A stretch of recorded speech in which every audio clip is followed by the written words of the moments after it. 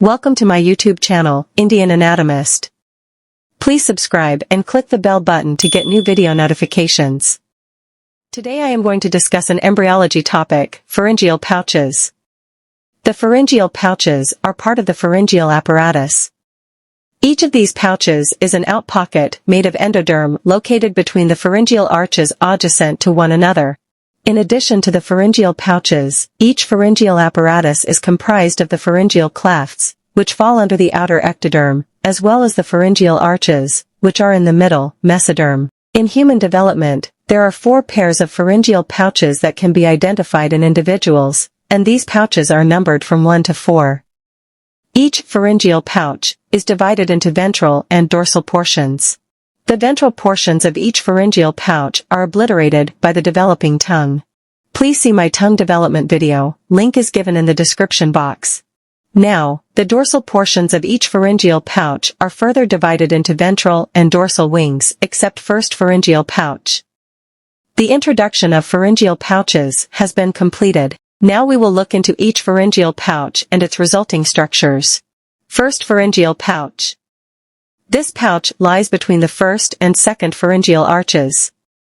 The dorsal portion of the first pharyngeal pouch forms a diverticulum, the tubotympanic recess. This recess contacts with the first pharyngeal groove, thus forming the tympanic membrane or eardrum. The tubotympanic recess gives rise to the tympanic or middle ear cavity and mastoid antrum. Now the second pharyngeal pouch. The dorsal wing of the dorsal part of the second pharyngeal pouch is obliterated and gives palatine tonsil. Whereas the ventral wing of the dorsal part forms the tonsillar sinus and crypts. Next is third pharyngeal pouch. Dorsal wing of dorsal part of third pharyngeal pouch expands to form the inferior parathyroid gland. Same time, the ventral wing of the dorsal part of the right and left join together and forms the thymic primordia.